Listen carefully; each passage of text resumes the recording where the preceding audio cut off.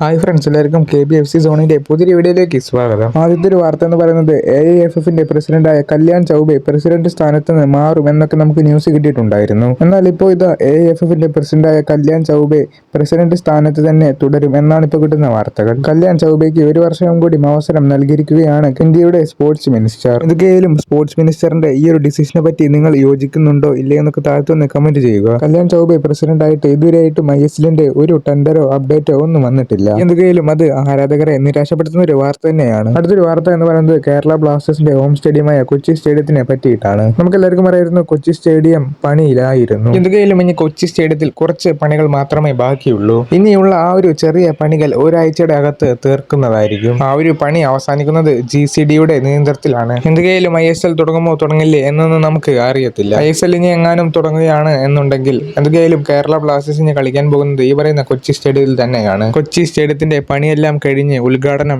2026 December 26 നടക്കുന്നതായിരിക്കും. എന്തൊക്കെയായാലും അടുത്തൊരു video ആയിട്ട് വരാം ഗൈസ്.